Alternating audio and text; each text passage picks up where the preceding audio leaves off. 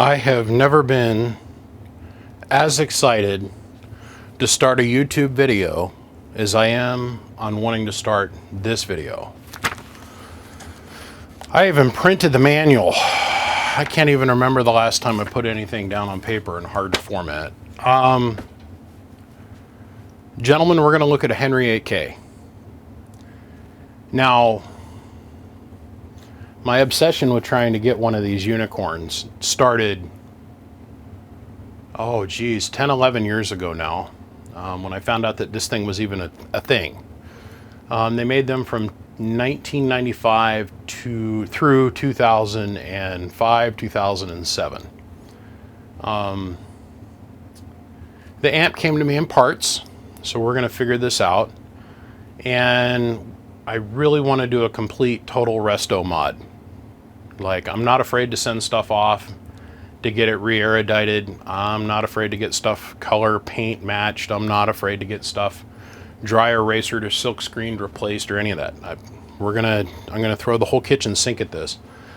I have been hunting after one of these for a long time. This amp is very broken, as in the owner says, I can't fix it, it won't turn on. What does that mean? I don't know. We're going to find out together. It is a little dirty. We're going to have to do some cleaning. There's just a lot that goes with this. So what I want you to do is eat a gummy, smoke a joint, get a cigar out, light a cigarette, get a drink of whiskey, whatever it is. I want you to prop your feet up.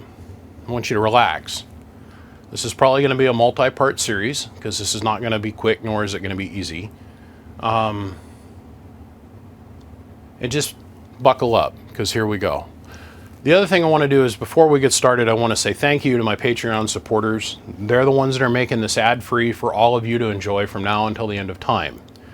So if you're not a Patreon supporter yet, but this is your first time tuning in, could you at least give me a thumbs up, maybe a like? If you think about it, maybe subscribe. And if you want to see more content like this, because this is what I do, you might want to think about scrolling over and coming and joining us on Patreon, and then I can make sure to add your handle to the end of every single one of these YouTube videos. The other thing that I'd really appreciate is if you guys share this video. For some reason, the algorithm is not pushing my videos anymore. I understand. Like, how many Texas Star videos can you guys watch before you go, God, I'm not watching anymore? This is going to be an interesting rebuild. I swear you guys are going to enjoy this. I have very good, solid bones to work with, and we're going to make ourselves a gem that anybody and their brother would be more than proud to say they own. So on that note, gentlemen, let's get in to rebuilding the Henry 8K. So I bought this amp, and the guy that owned this before me, that's come to me from out of New Jersey, he just called me out of the blue one day and says, hey, I've got a couple amps over here that I think you might be interested. I've watched your YouTube channel. You might find some of the things I have for sale interesting. And that led into about 2 or 3 weeks worth of negotiation. I had a very good friend of mine, a very, very nice gentleman. His name's Thomas. He lives in the northern portion of New Jersey up by New York. This guy lived in the southern port of New Jersey that's down by the bay, farther south, like the opposite end of New Jersey. Anyhow, Thomas, let's just say neither one of these guys are spring chickens, but Thomas drove down there, was kind enough to prepay for this amplifier for me based on my word, and believing that I would come get it, and stored it for me for over a year until I was able to get my shit together enough to where I could get out to New Jersey. So this amp has been sitting in the back of his Subaru for almost a year, believe it or not. The one thing I asked of Thomas was that he would take the tube out of the amplifier, because the amplifier was going to be laid down in transport in his car. I thought, man, this old tube laying on its side getting banged down the road, not a good idea. So the tube is out of it. It looks like it's in fairly good condition, but that doesn't mean shit. I cannot stress this to you enough. Just because a tube looks good on the outside and the anode's not discolored and it doesn't look like it's got a lot of talk time on it, doesn't mean nothing. So we'll eventually high pot that tube and we'll go through all of those steps together. So part of the process of him, I'm assuming this is the top of the RF deck, I would assume. And I'm assuming that this is part of the support bracketry for the inside. When I picked the amp up, I literally got a thing worth of screws, a whole bunch of extra parts, and this is what it is. So even if we're missing a screw or two, I'm going to be okay. Even if we're missing one or two little things, it doesn't matter. I know a lot of people, I'll find those parts. But I've got all the basic guts for it. This is the auxiliary unit. They didn't make very many of these. Okay, first off, let me back up. This unit has spawned a lot of conversation, this guy here. And a lot of conversation between me and Ted Henry. Thank God we still have Ted around. He is no longer has anything to do with the daily operations of Henry Radio itself. Is able to get his email, and from there we've developed an ability to be able to talk back and forth. He's struggling with communication, so I'm very grateful that he takes his time to carefully type the responses to me of all my questions. This unit here, they made about 35 or 40 of them. And he still hasn't made it very clear to me yet about how this interfaces with either the control head or the RF deck. I cannot find any literature on the internet yet. We're just at the very beginning of this process. And you guys in YouTube land, please understand that from me starting a video to when you guys get actually able to see it is usually about a week or two. And so that if I'm sharing with you, I can't find literature on something, usually by the time I get to the end of the video, which has been a week or so, I found the literature, and I appreciate you guys. I've had several situations where I said I couldn't find literature or documentation on anything, and I end up getting the New York phone book worth of information down in the comment section. I love that. I love that interaction. I really do. It's like this silly thing here. Thing here, which has made its appearance in other videos so far. This unit here, this little gold box. This is the 99- Auto. Okay, made obviously. This is block 1 or version D1, and it was produced in the year of 2003. They built this unit as a prototype unit. According to Ted, they did A1, B1, C1, and D1, and this is the last version of this. They only made about 20, 25 of these total. And they seem to work okay, but this was not a product that they put into mainstream manufacture. This is an AutoSense unit that automatically changes all the bands for you on the Henry SS750 and the Henry SS1200. This is rare. This is unbelievably rare. His response to me when I sent him the pictures and asked him questions about it was, wow, how did you find one of those? We made very few of those, and they were all for prototype. We started out at lot A1, and we built them all between 2002 and 2003, right? Rare. This is the equivalent of that. This is the Ultra controller, and this is built by Henry. Its actual lot number is 3K-8K-Ultra 65-420. That's the serial number, 65-420. This is supposedly got something to do with the Henry 3K and the Henry 8K. And this allows you to have more presets and more fine-tune adjustment. There's not an obvious plug for this, but I'm sure we'll figure this out as we go. There is no reference to it in the manual whatsoever. I have found one YouTube video where the guy shows this sitting with the remote control head explaining how this works, and then he never demonstrates anything. But he's got the first like 5 of these, like 160, 80, 40, 20, and so on, all the way out to 10 labeled. And this is in theory supposed to allow you even a finer 10-tune step adjustment, which we'll get into once we start getting this thing put back together and we can get some confidence that we're going to get it running. This is our head unit for the 8K.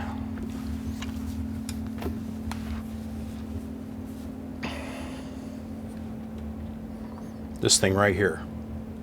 I am so tickled that when I pick this up, that the anodized coating on the ring face is not faded, scratched, chipped, dented, dinged. All the meters still have movement in them. See, some of these are frozen, and I'm not too sure if I'm supposed to click these or not. I don't know anything about it yet. So to me, I think that this points to this band, and this is our presets for each band. We're going to get into that. We're going to go over that together. I'm going to show the inside of everything as we go. I always thought that this was red lettering, not according to Ted. I mean, it is his company, so you would think he would know, right? This is the back of the remote head unit. This is the 8K Ultra head unit, okay? 65-154. And they're no longer based in Los Angeles, by the way. Just saying.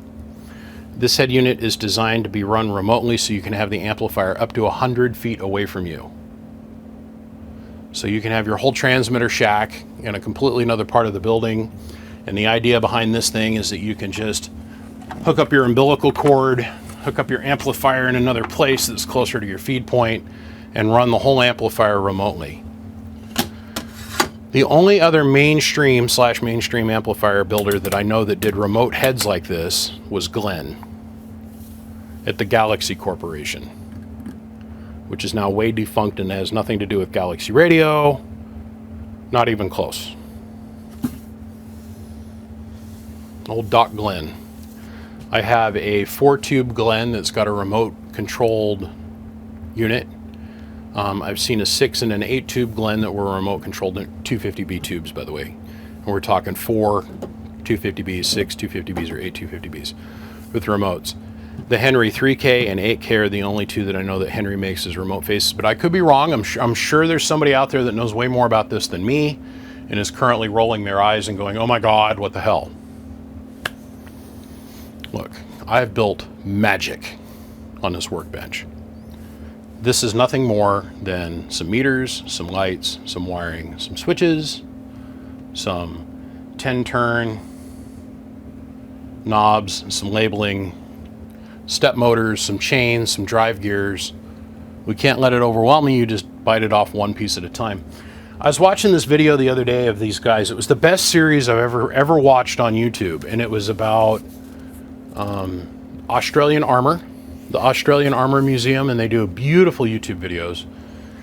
And it was on a Stug 3 German tank, and they got this tank that was in a bomb range, and had been used as cannon fodder for 30 years by the Australian military. They drug it in their shop. This thing was a blown up, twisted up piece of steel. And 19 months later, one guy, with the help of about 10 other dudes, but one dude at the head of the thing, completely restored the thing back to fully functional military readiness, as much as legally allowable in Australia, because, you know, they're really strict on guns and stuff down there. So painted, schemed, rebuilt the wheels, the whole torsion bars snapped, the whole side of the tank bent in a U. I mean, completely restored everything. I do that frequently and often here, but with amplifiers. So I'm fairly confident that I'm not going to have really that big of a problem. The cable that comes with this thing, I think, is about 25, 35 feet long, but it utilizes the 1980s, 90s form of tech, the good, inevitable Clinch Jones technology. You can make this cable up to 100 feet long if you can get enough conductor, right? High enough strand count conductor. This is the stock cable configuration. I have heard many different things over my years in my travels, because don't think that I don't know people that don't own Henry 8Ks. The official number is they made about 220 to 250 SS750s. They made about 150 to 200 SS1200s. They made about 350 Henry 3Ks, and they made roughly 400 of these, and only about half of them actually managed to make it into amateur hands for amateur use this year. So this is one of 400. Based off the serial number, let's say this is number 164 out of that 400-ish. Ted says he doesn't have access to those files anymore. The people at Henry Radio that have bought Henry Radio don't have any literature whatsoever at all. By the way, thank you, my friend Peggy down at Henry. She called me, cold call, me calling her, talking to her on the phone. She spent about 35 minutes with me, talking with me about the history, how they come about acquiring Henry Radio. Absolutely a pleasant person to deal with, and that's saying something, taken into account today, where when you call, everything is, you know, some call center in India, or nobody's got any time to help anything. That wasn't the case with her. She was sweet, she was supportive, she answered all of my questions. She was able to give me the direct contact to Ted, the owner and the founder of Henry Radio. And there was a lot of different guys that worked with Ted at Henry, many engineers. There's run across several people in my life where they said they were, quote, the head engineer, or were the head engineer, or worked with the head engineer. I don't care about any of that. The owner, who's still alive by some miracle, is the guy that gave me these numbers. So it's a pretty rare unit. In my travels through the internet to look at different things associated with this, I seen two that literally got scrapped for parts because the guys said it was either a crap design, they felt like they'd be married to it forever, they had some kind of moral qualm with it, or they didn't understand how to fix it, or they felt like they couldn't acquire the parts. And they just got scrapped. So there's 398. I know of at least 8 units, 8, maybe 9 units that have come into the CB community that have gotten completely gutted and turned into something else. So we're down to what, 380 units. I know 4 CB operators that use these as drivers, and they don't need them to do much, so that they just accept that this is what it is. See, the problem is that this is built to a spec design, okay? See this little number that's on this tube, that 3000 digit means it's designed to produce 3000 watts of power in a continuous operation. Period. To a ham guy, this is an insane tube. That's an insane amount of watts. The fact that we can get 8K peak out of it, to an amateur operator, that's just silliness. That's way more than they'll ever need.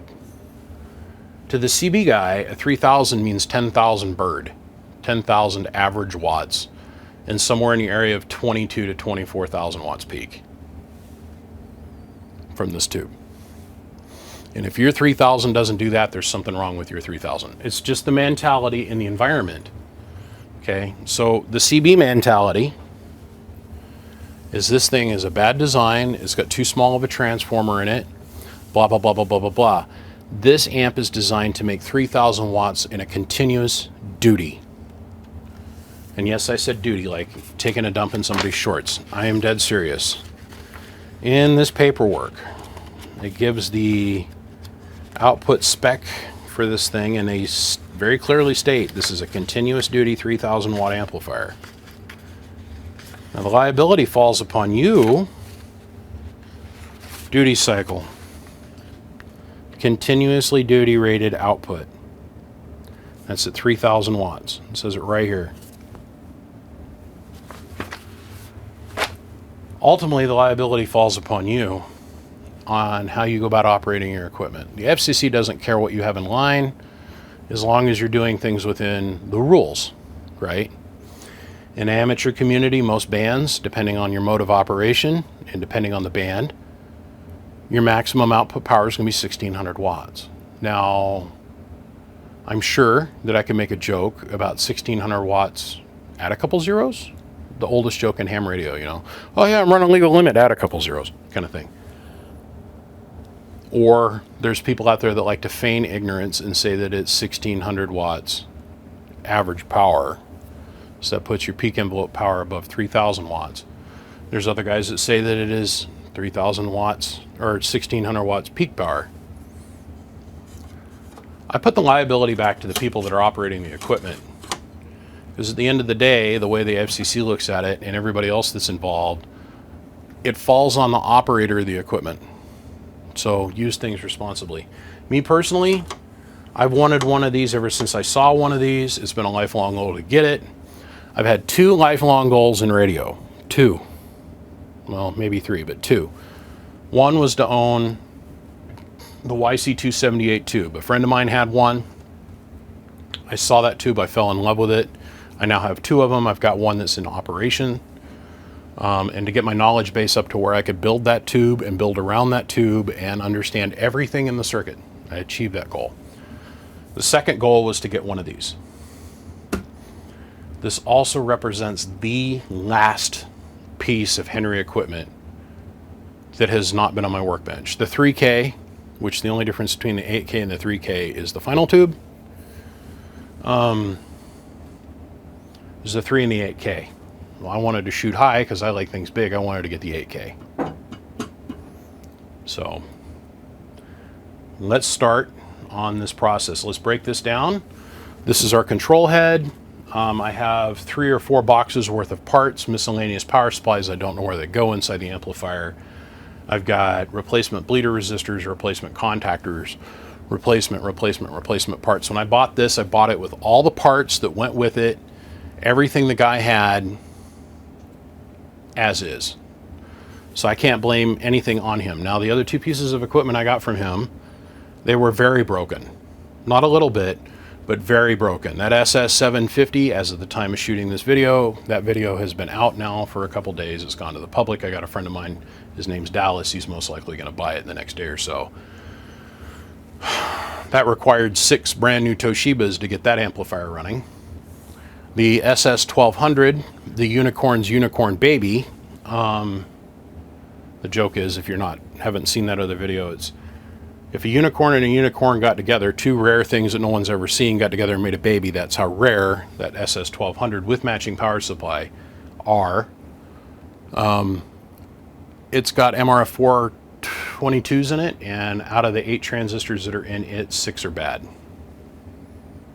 But the bones of the equipment are there, so $400 or $500 in transistors will get that one running too.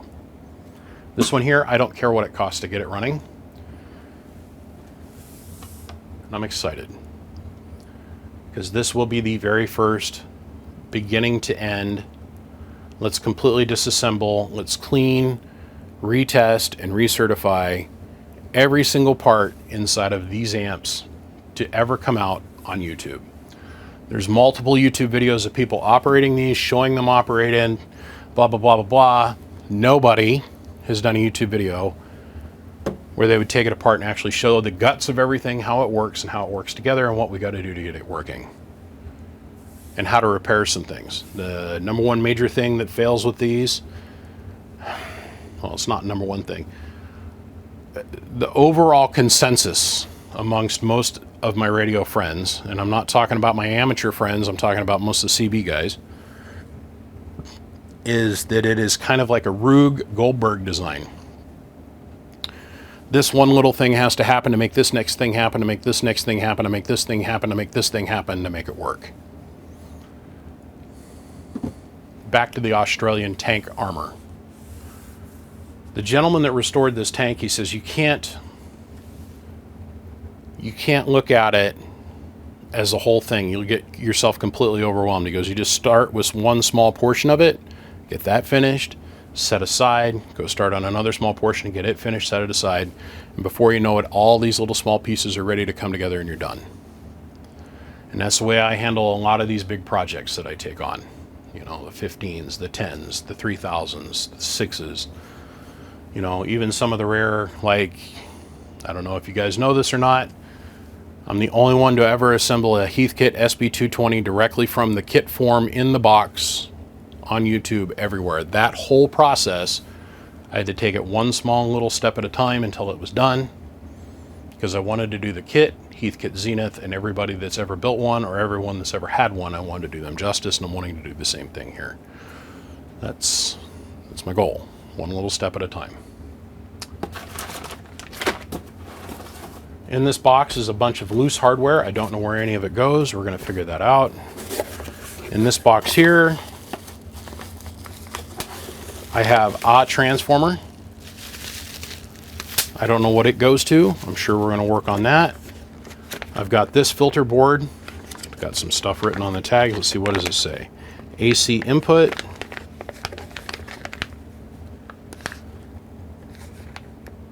"26-volt output." Bet you that's the transformer that feeds that. I don't know. We'll work through this. We're going to figure it out together. I cannot stress how excited I am doing this. I cannot stress. It is a little unclear to me, though, if this is designed to work with this, but it has been suggested on multiple YouTube videos I've watched. I don't know if I need to retrofit what I need to do to get this working, but we're going to find out. This is its interface cable.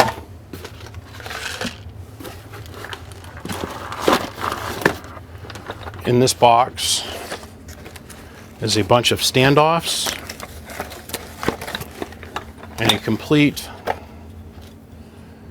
the Henry 20K bleeder bank.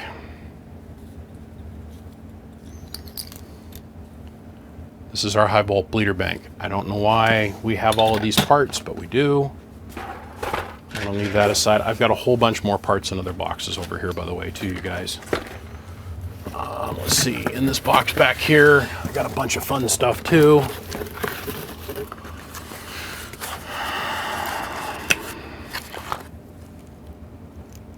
Some kind of contactor.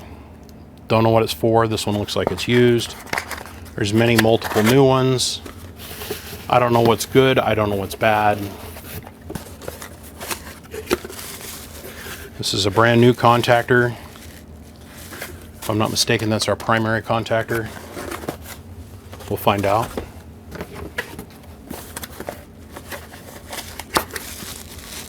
Yeah, here's another one, brand new, primary contactor. This gentleman seemed very frustrated, like why he couldn't figure out why it wouldn't turn on. And he didn't seem like he was too interested in trying to really figure out why. At this point, he just needed it to be out of his life. He didn't want it to get ruined or thrown away. It's a power supply for something. I have spent 2 seconds looking at this. This is made by Astron Corp. I don't know what it does or what it powers. I don't know what the primaries are. I don't know what the secondaries are. There's no labels on this, but it's in this box as being part of the parts for this thing. So we'll figure that out as we go. It wouldn't surprise me at all if that's what runs the step motors, runs the lamps, runs... We'll find out. We'll find out. So, 8K control unit. I was just tickled that all the labels on the front of this are in perfect condition. All the lettering, all the labeling, all the meters, everything's in perfect condition. The knobs, none of them are broken. The toggle switch, none of them are broken. The power switches, the plate volt switches, all of that. This 10 and 15 clicks, but the 20, the 40, the 60, and 160 don't. I'll be taking these apart to clean these. I mean, they're very easy to disassemble. You just walk the lamp out. I've got to go through that here in a minute. This thing's in super great shape. But let's go over here. Let's switch points of view. This is the actual Henry 8K unit. This is the power supply, the step motors, the tuners, the contactor, and the RF deck. all inside that little gray monolithic box. I do have a little scratch here on the top, which I think I can get to wipe off. I think this is just some plastic in its transportation. We're missing half the screws on the back. We're missing a couple of the screws on the top, and I all think they're over in that cardboard box, but there's literally nothing to look at on the back side. There's an end connector and an SO239 connector. They're both panel mounts. And the umbilical hookup in the filter, air filter. So I'm going to start here on the RF deck is where I'm going to start. So I'm going to get the head unit moved out of the way. I'm going to take off the front access panel, which all this is going to expose to us is the gear drive system on the front. That's our gear drive system for our steppers, which is yet, according to the consensus of most people that have either never owned one and only heard of somebody that's owned one, this is the weakest link in the chain, is the drive system for this. I've had many people tell me that this is bad design, motors are weak, blah, blah, blah, blah, blah, blah, blah, blah, blah, blah, blah, blah, blah. I don't care. We're gonna fix it. I don't give a shit, and I'm not afraid. It looks like the RF deck in here moves. Oh yeah, that's awesome. So, yeah, really glad we took the tube out. Might have to retension the chain. I've had several people over the years contact me and they can't get the tuners to move. They can't get several things to work. Our contactor on the front is missing one of its legs, but that's okay. Where to put it? I was in an electrical surplus place the other day when I was in New Jersey and picked us up a direct drop-in replacement with the appropriate attachments on the back of it. So we'll get that fixed. If not, we're going to steal the guts from this and we're going to rebuild that breaker. Let's get into it. I want to take the panels off. I want to blow this thing apart and let's take a look at the inside. So very carefully dumped out that box. A lot of 632 stainless hardware. I'm assuming these are our screws for our lid. Let's see, we're missing 1, 2, 3. There's our 3 screws for our lids. This little bit here looks like it's for some kind of wire set, which I'm sure has got something to do with one of these contactors in this box. And a bunch of washers. Only one lock washer, which I thought was very odd. And just a bunch of 632 hardware. So this shouldn't be this complicated. This really shouldn't. So, oh shoot, you know what I gotta do? Because I'm wanting to replace all the high volt wire in this amp. I gotta get more high volt wire coming. Let me get on the inner boob here, hold on. Okay. Lid screws, 8 total, top lid, outside lid.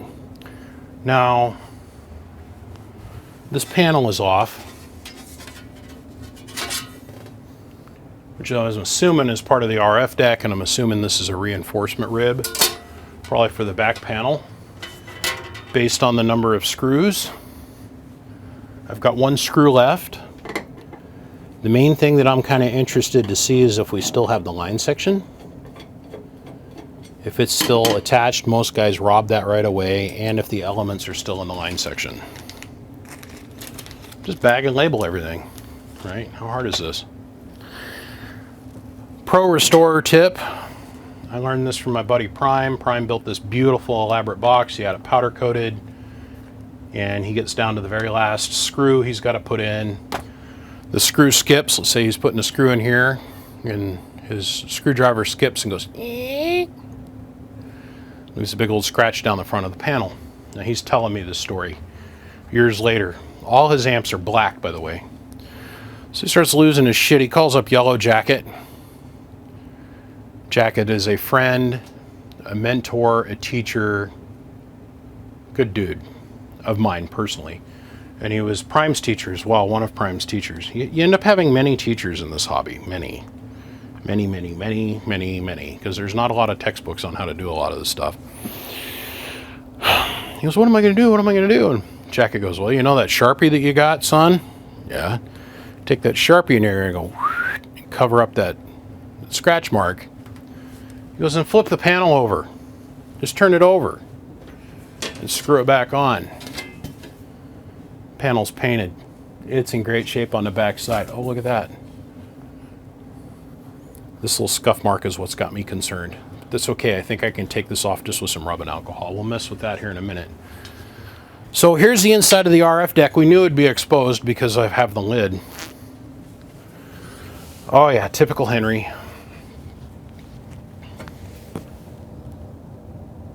This is our blocking capacitors. Why do you do that with such small doorknobs? 1,000, 1,000, 1,000. So 250, 250, 500. Okay. These are contactors. These are silver-plated pieces of metal. And we're relying on these contactors to fire and latch up for the bands. This is our anode ring. This is our parasitic trap. Well, that chimney doesn't have me too enthused.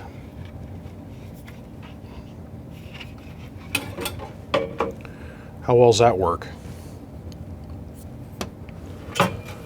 Oh, I think I just seen something in my brain. Yes, that's exactly what happens. Henry is top cooled. It's just the right size to go over the chimney. The chimney, then in turn,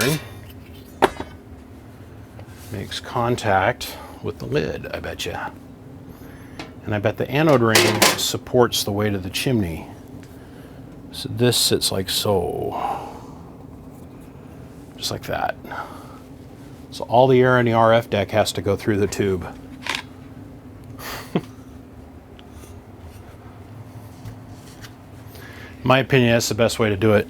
The last 8, 9 boxes that I've built that run with a ceramic tube, they are top chilled, as in like the chimney attaches to the lid. I am going to order up a 3000 chimney from my friends over at Fat Boy that's made of billeted Teflon instead of this sheet, even though the sheet technically works. And we're going to upgrade that. That's a fact. L jack. So this attaches to here.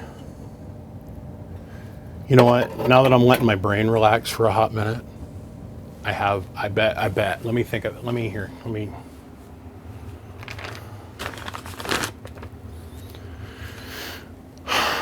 Every 3000 that I've ever seen that was built with a Henry regenerator cabinet, they have this same plug on the back. I can't remember the name of this right off the top of my head. It's in my brain someplace. Have faith. I bet you, almost willing to bet money, this plugs into here, and then this plugs into the RF deck. Because all of their RF decks use this interface plug. I bet we'll find out when we take the back off. I can almost bet money. I think that's how this all goes together now. Okay.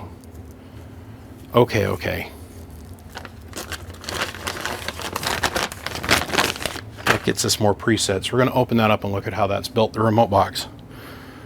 So the finger stock on the socket looks great. It's not dirty. We got a couple pieces of the stock that are bent. It's okay, we'll bend that back. It's super important that that finger stock make contact all the way around the grid collar on the tube for the thing to work stably.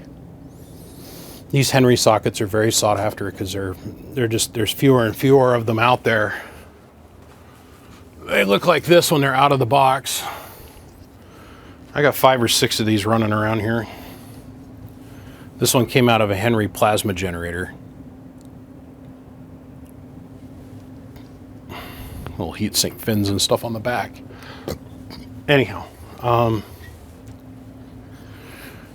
so Has this got a roller wheel on it, or has it got a wiper on it? It's got the roller wheel. Okay, so this, I will admit, is a bad design. This here. We've seen this in several of the Henry 2KD classics, 3KD classic, two of the different desktop units, different variations on this same roller inductor. The problem with the roller inductor is it's a wheel. So you have a coil, and you have a wheel that rides on the inside of this flat bar stock. This is wrapped flat stock. Over time, that wheel, it's notched. So the inside of the wheel has got two guides on the outside of the wheel, and then the inside of it is flat.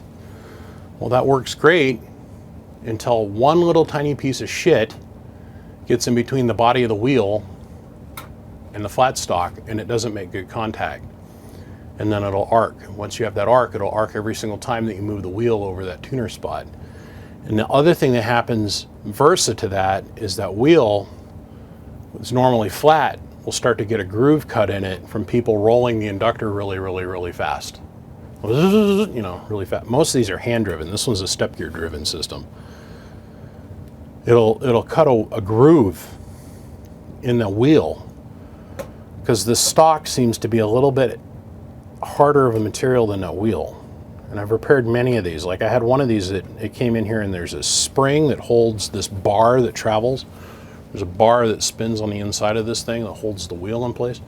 The spring that holds that bar with the tension on it, the spring was broken. So I ended up having to handcraft with a piece of spring steel and then silver plate that spring steel to be able to match the tension. There's a little piece of spring steel that rides on the inside of this roller inductor. Anyhow, that you'll get a notch and it won't make good contact with the inductor. Or another thing is very common with the Seebeer thing, because we're all the way out here at the very end of the roller. If any of these screws ever back off, you can have one of the roller wheels or one of the inductor, one of the inductor rings, as you're operating it at 3,000 watts, even though the amp's only designed to do 1,600 watts because you're driving it with way too much drive, this metal will heat, and when it does, it'll bow up and away and push into this Bakelite, and that wheel won't make good contact with it and it'll arc, and once it starts arcing, it won't ever stop until you take this entire assembly apart and re-clean the silver and take a jeweler's file and re-flatten, and then you've got to polish that with like 200 plus grit sandpaper, re-flatten the inside of the wheel so that it makes good contact with the flat edge of this flat stock.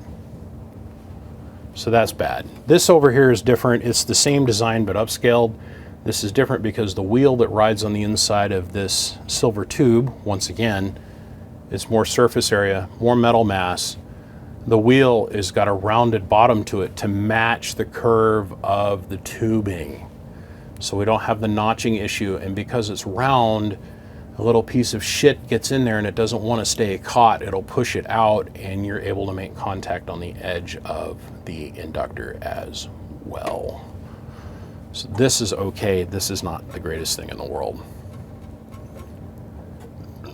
I bet you that that's how that thing plugs in. It goes in the back of the deck. They've got auxiliary grommets here in the back of the cabinet for you to, not too sure for what yet, but they're there.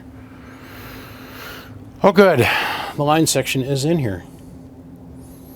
It's got a 500 watt and a 5,000 watt.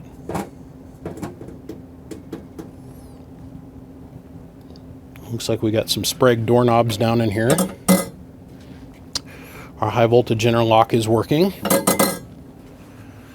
Let's go around to the back side. Let's take the back off and take a look back there. I'm missing hardware.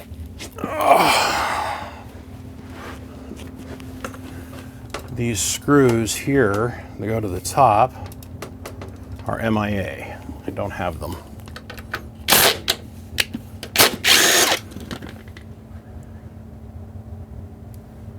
I have a hard time believing Henry used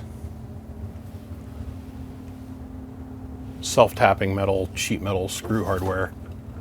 No, that's what's there, that's what's there.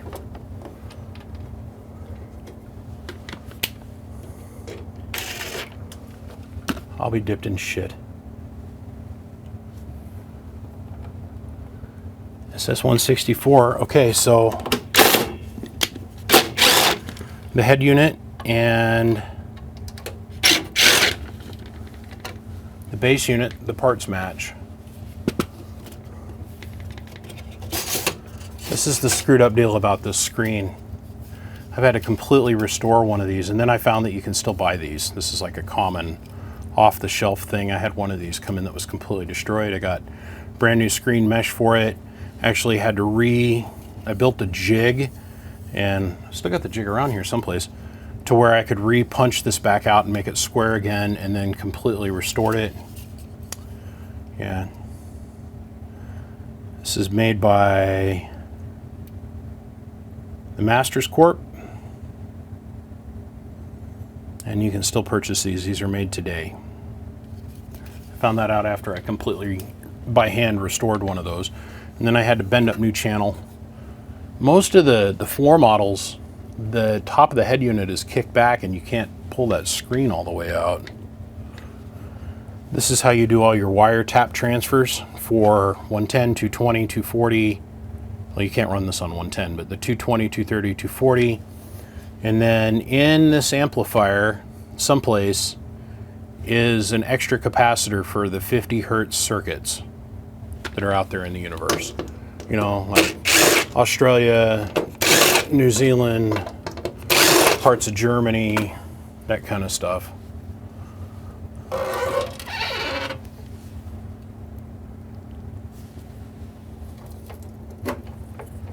Look familiar? Looks familiar to me. It's going to be our filament leads.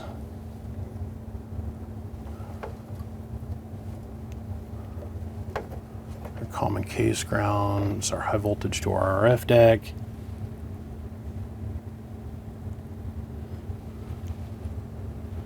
Man, there's nothing to this. Soft start circuit, auxiliary second power supply for lower voltages, filament transformer, plate transformer.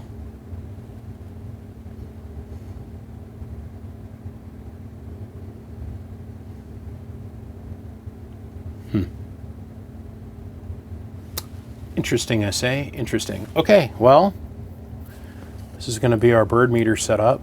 It's going to attach to this plug.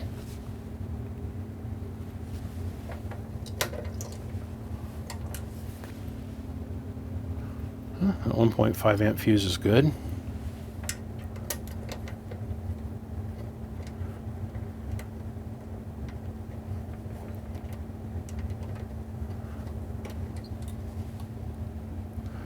I think I just misspoke, by the way. I think that my voltage adjustments are going to be up front.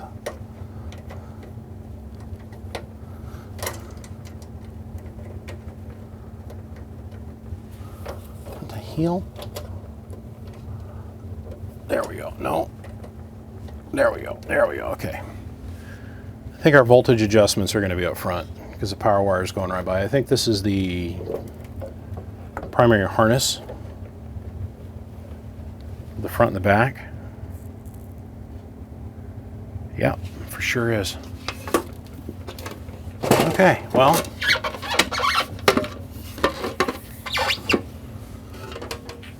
We get a pair of wire dikes. We'll cut the zip tie. We'll take this back panel off and we'll move on to the next thing.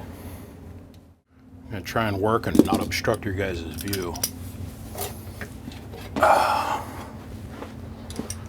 Okay, so I now know what this goes to. This sits like so, and it takes up the gap between the two outer panels. Between the two outer panels, this one here and this one here, and the back panel. So this goes here, like that. Cool, mystery solved.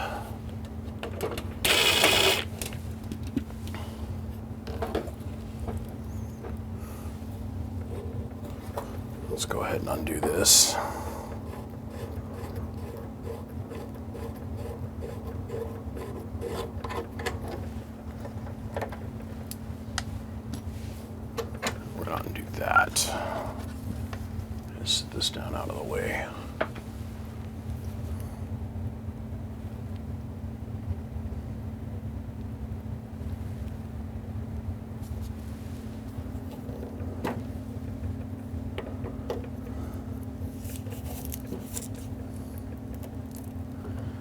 Yeah, that's exactly what's going on.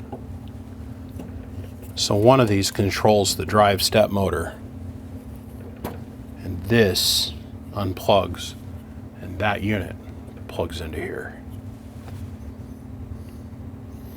So it takes the step controls on the top for the fine adjustment out of the equation. But I don't know yet. I'm going to create some labels. I'm going to make this 1, this is 2. I'll make this one 3, obviously. I got to create some labels, white, red, and black. Our filament labels are straightforward, because our next step is I want to take the RF deck out.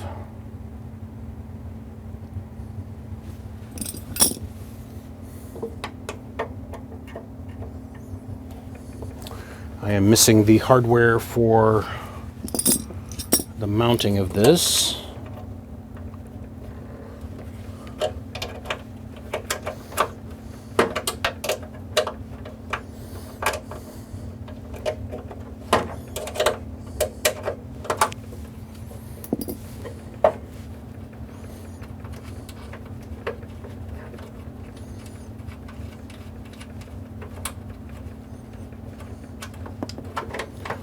So I'm gonna have to get a new 2 of these.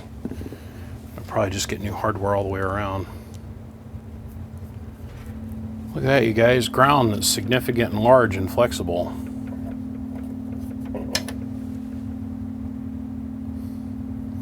That high voltage connector has killed so many CBers. It's okay inside of a cabinet that's enclosed, but not the way a lot of the jack builders do. They build these 2-piece units and they put the high voltage lead on the outside of the cabinet, which is death.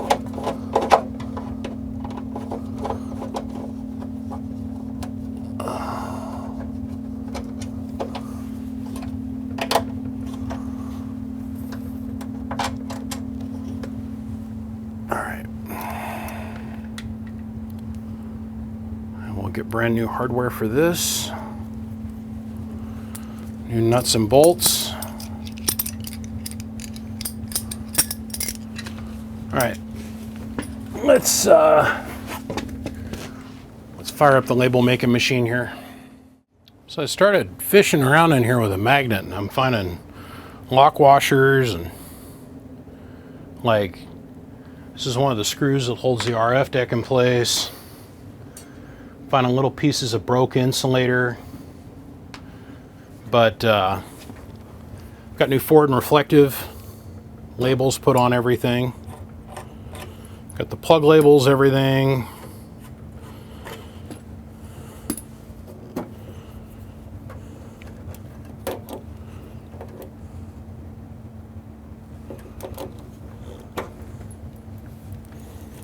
Let's disconnect all of that. And I feel fairly confident that I can take this out of here now.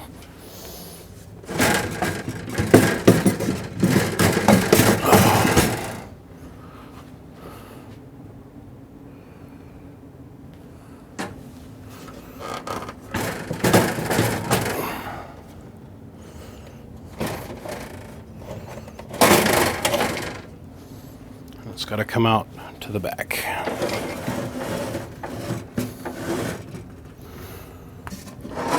Okay.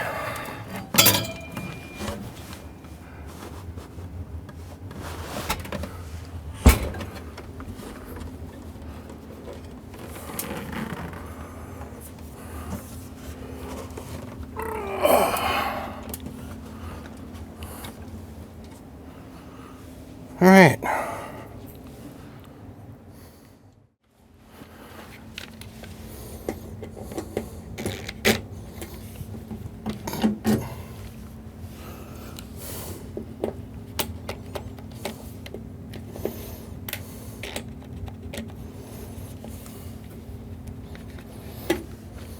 And that screw is packed full of stuff.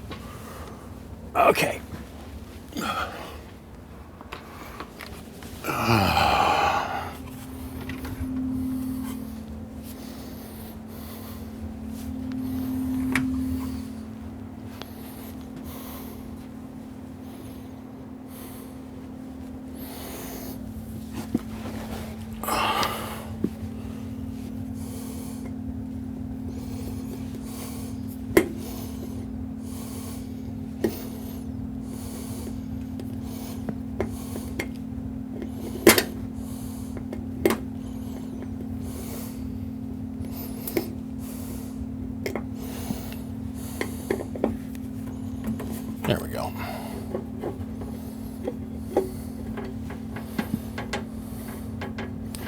In theory, I could totally get away with not having to take these side panels off, but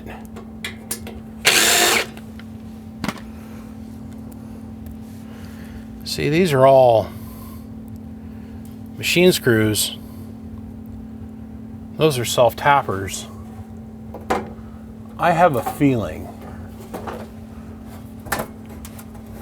that this poor amp has been apart a lot. There's hardware, there's hardware, there's an insulator of some kind. That's our filament lead. That's our other mounting bolt for the RF deck. And another clue this thing has been apart a bunch is how scratched up these leads are. Or these pieces of angle. These look like they've just been both sides missing screws. Okay.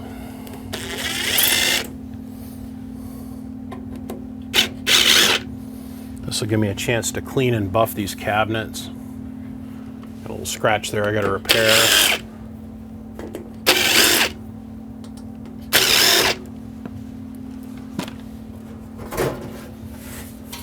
There's no flipping these panels around. So,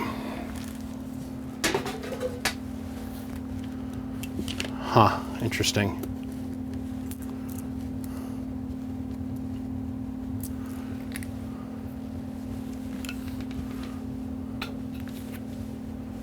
This poor box. It has had a tough life before it came to me. That's no good. That's our high voltage bank. These are our rectifiers. It's too small a power wire. This isn't Henry, this is somebody else's work. There we go.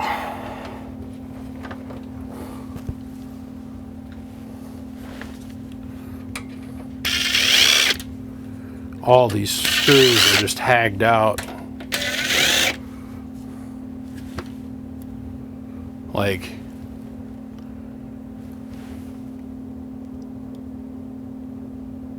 all slopped out. It's all right. They got Ace Hardware and Tacoma screws everywhere. 1, 2, 3. 1, 2, 3. This just fell out of the cabinet.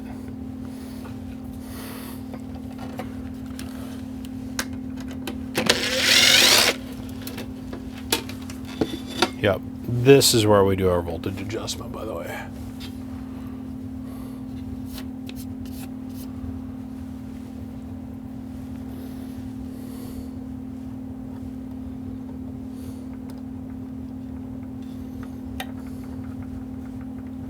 It's an extra set screw that I've got in the hardware.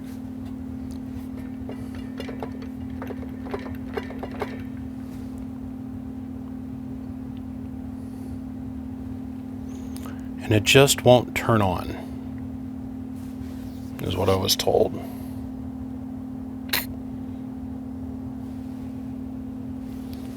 Okay.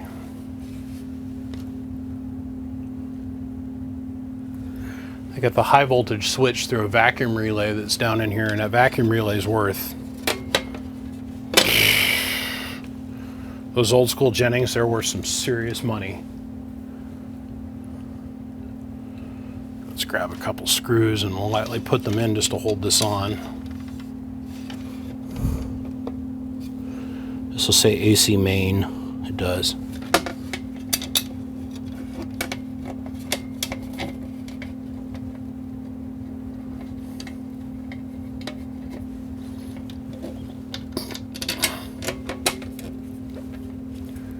For the C-Beer, this is a poor design. For an amateur operator, it don't get any better than this. So this tells me the backside's been apart so many times, taking this RF deck out for whatever reason, that all these screws got stripped out. All of these. So I'll figure out whatever the thread pitch is of these. And I bet you anything I end up drilling some things and putting some crush nuts and some shit.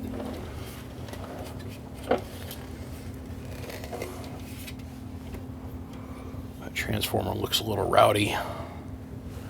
This is our filament transformer.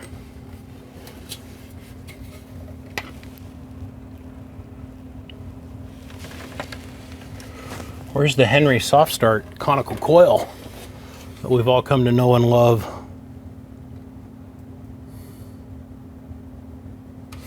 There's not even a timer for the Soft Start,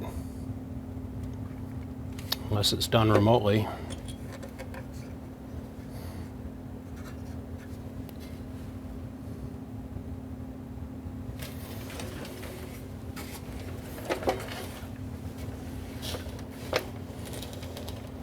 Tomorrow I'll get this up on my workbench,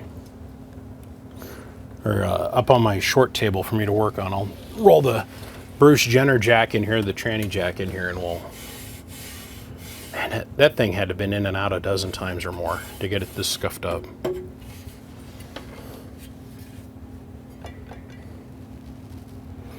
The bleeder bank's got a piece of paper stuffed underneath it as an insulator for the high voltage that's going over to our metering board. This is our metering board, by the way. Place that with Teflon.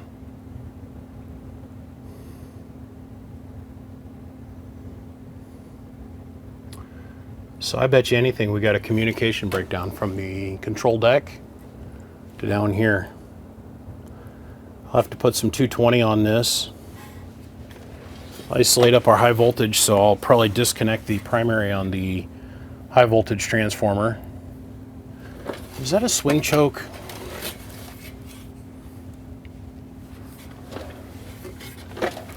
Where's the primary and secondary? Yeah, this is a friggin' swing choke. So the impedance of this transformer is too high to hold the load. So they've got this secondary swing choke in here to knock the impedance down and change. And this also helps take out some ripple, but not much. Interesting. Yeah, it's a one-way swing choke.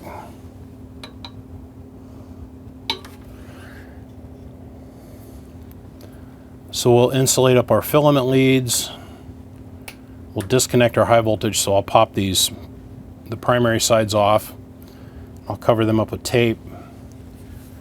I'll attach this plate, and then we can get into the B's of why the thing is not getting the signal right to get the contactors to work.